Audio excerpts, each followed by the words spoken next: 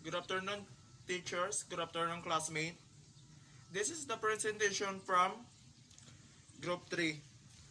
This is a presentation video about Taot Bato. Background. Mas Filipino refer to the tribes as Taot Bato wherever they were originally called. The Taot Bato of Palawan terms also means people of the rock. The Taot Bato are subgroup of the largest Palawan Indigenous group, who they share the same language and beliefs of the Palawan. The Taot Bato lived in caves or in open field dwellings. They stay in caves during rainy seasons or when typhoons hit them. They are very afraid of thunder and lightning. The Taot Bato, they don't use mats and blankets instead. They only depend on their clothing for protection from cold, the other's illness. During the dry season, most of the Taot Bato dwell in the open fields, usually in elevated areas. From graphical location, Singnapan Valley in the southern Palawan is a place of the Taot Bato tribes, and the interesting stories that the people there live in large caves during rainy seasons, thus their name, the Taot Bato dwellers or of the rock. Economic. The economic of Taot Bato, the Taot Bato or Tao Bato, people of the rock, stay in the Singnapan Basin of Bolsheviks Valley o in southern Palawan. Their territory has Matalinghan to the east and a coast to the west. The Taot Bato is a small but articulate subgroup of the Palawan tribes. The language is spoken by Biros group in the area. The Taot Bato mostly live in caves, and the structure of their dwelling depends on conditions of the cave. They are Sweden farmers who practice multiple cropping. They produce cassava, their main source of carbohydrates, sugarcane, garlic, sweets, potato, and several varieties of vegetable. Hunting is done year-round. Complement the carbohydrates. Wild pigs are caught using spring traps. The Taot Bato also trade their agriculture products of fish for fish and sells forest products such as rattan. Trade among the Taot Bato is done through sambi, barter, or dagang, monetary exchange. The Taot Bato trade their agriculture products for fish and sells forest products such as rattan, almakiga. The political social from Taot Bato. The Taot Bato, Palawan, the largest province in the Philippines, is home to several indigenous ethno-linguistic groups including the Taot Bato tribes.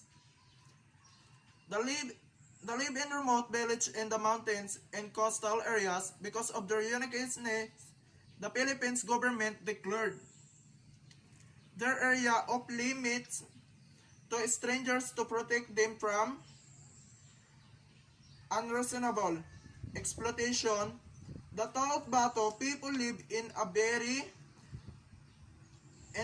remote place which is not affected by any political activity. Because of their small number and simple ways, not many political activities are being done among them. Cultural of Taot Bato. Maliban sa mga agrikultura, mayaman din ang mga lugar na ito sa Palawan sa kultura at tradisyon ng Taot Bato.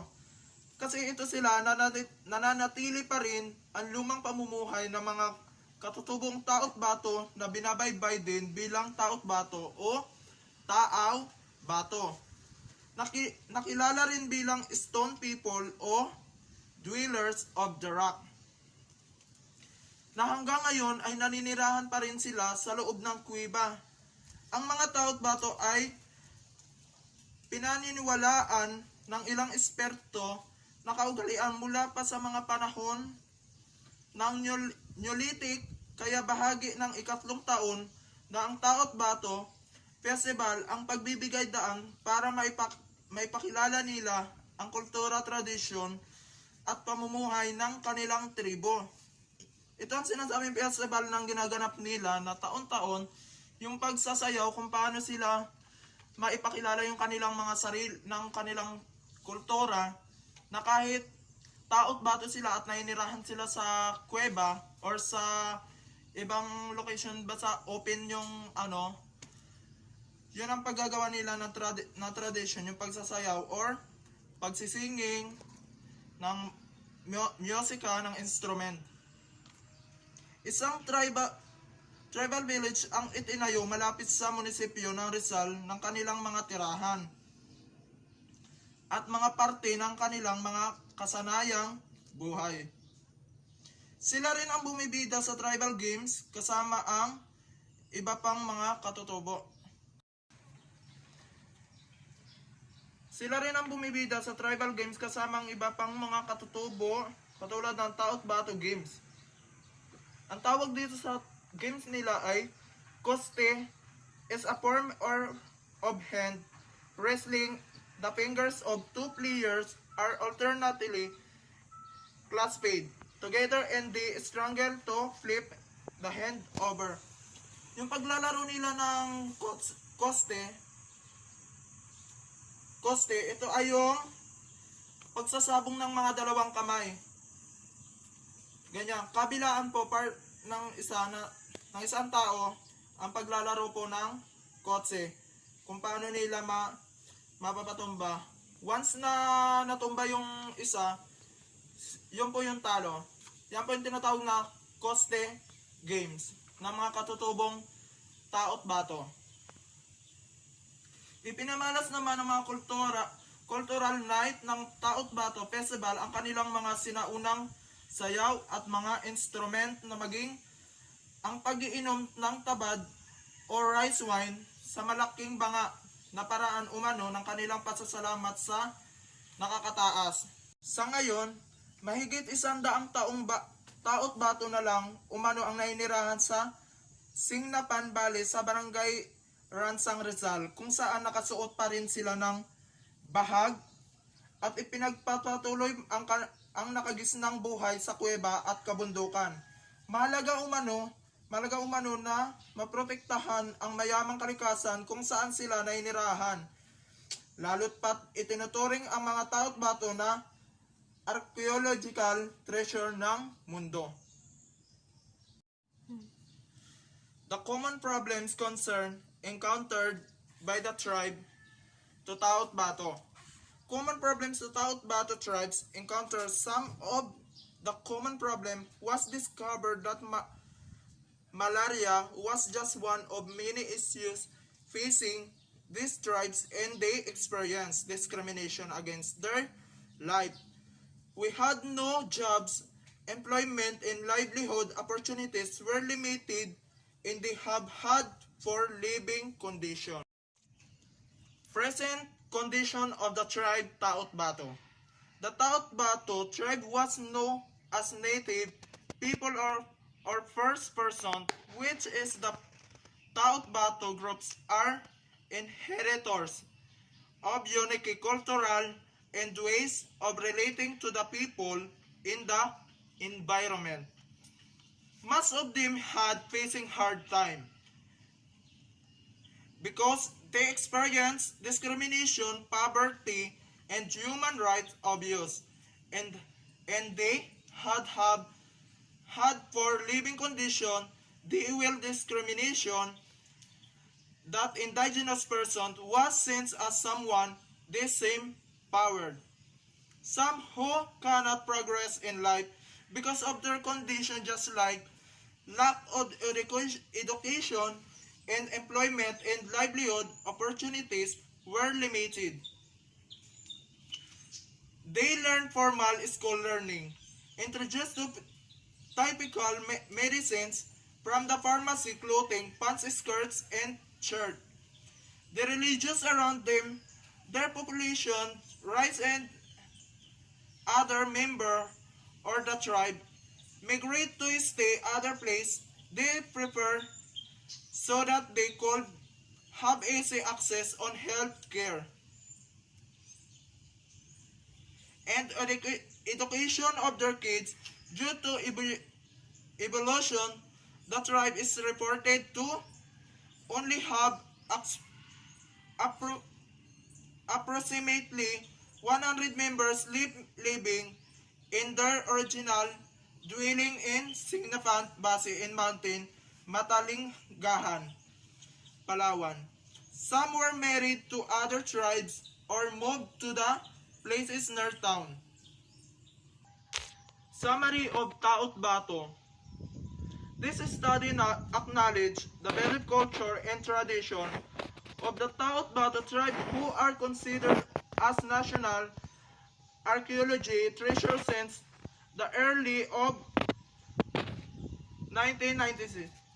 The Taot Bato is the uniqueness of the culture and tradition. One's bloodline is in itself a treasure to be passed on from generation to generation. Well passes the foundation that the world guarantee in the survival of their people in the future in nation. The culture and tradition expressed by the Taot Bato tribe identifies the people and the unique view of how their world function, the way it means that they follow to be able to fulfill and practice their culture may be peculiar to the eyes of an outsider, but to those who possess in the